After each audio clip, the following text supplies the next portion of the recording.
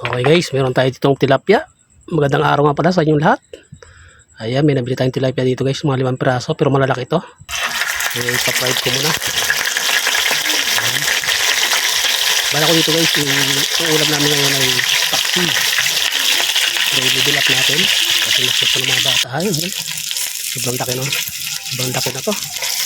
Kasi yung dalawang tilapia sa ating kawaling ginagamit.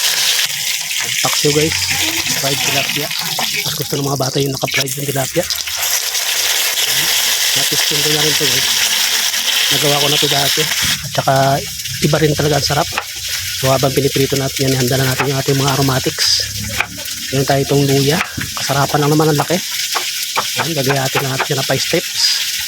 Yung iba dito guys, hindi na gumagamit ang luya. No? Pero ako mas gusto ko yung may luya pagka isda ang usapan. Ganyan lang. Yung iba bawang lang gamit. Okay na eh. Ayos din naman. Masarap din naman. Pero iba rin yung aromatics ng luya. So balik na rin lang natin yung tilapia. Para maganda-ganda naman. Hindi yung masunog. Okay guys. Meron tayo yung bawang. Ayan. Yung bawang naman hindi na kailangan ng pino. Nasa inyo na lang kung gusto nyo yung pino. Pero ito hatiin ko na sa gitna to. Gagayatin ko sa gitna to. Tulad ng ganyan. Meron tayong sibuyas, optional. So mas sarap din talaga pag may sibuyas. Hindi na rin pino to. Ganyan lang.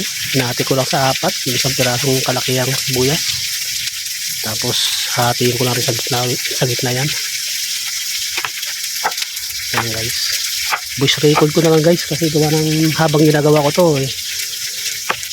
Talagang may gumagawa ng bahay dito sa ating tabi. Kalapitan dito sa ating bahay. Ayan. Ayan guys, okay na.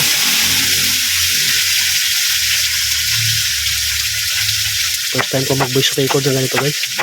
Meron ako dito siling panigang. Yung 3 piraso ka lang to. Pero 2 piraso lang gagamitin ko. Saka yung isa ilalagay ko na lang sa huli. Ayan na guys.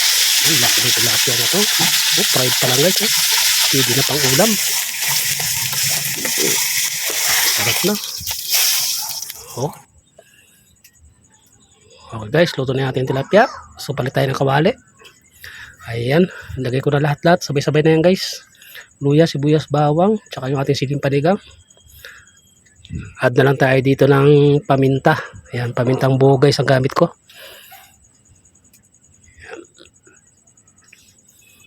Yung inad ko na yan guys, additional na ano na lang yan, aromatics. So ilalagay na natin yung ating piniritong tilapia. Yan. Lapat lang natin ng maganda para paglagay natin ng suka eh pare-pareho silang makatikim. Ayan guys. Lalagay na nga tayo ng suka dito. Yung suka na ilalagay natin dito guys, tansya meter lang. Yan, tansyahan lang yan. Para ka lang nagpapaksiw na normal. Add na rin tayo ng water. Guys, meron ako ditong stock na okra. Wala tayong ampalaya. So, okra. Pwede rin yan. Pero mas masarap sana ampalaya. Ayan guys. Tikman lang natin kung ano. Hindi ko na kasi nilagyan to guys ng ano. Ng pampalat. Kasi nga yung prito natin yan, may asin yan. So matabang. Add tayo ng patis. Sagot na ng patis yan. Patis guys, mas malasa. Tsaka bechin. Ayan. Takpan natin. At saglit na lang to. Niluluto na. Ayan ang ulam namin sa syudad guys. Paksiw na fried tilapia. Ayan na yung sili na natira kanina. Ayos ang lasa guys. Napakasarap talaga na to. Pag ganitong luto. Okay guys, maraming salamat. At yan ang aming ulam dito sa syudad. Bye bye.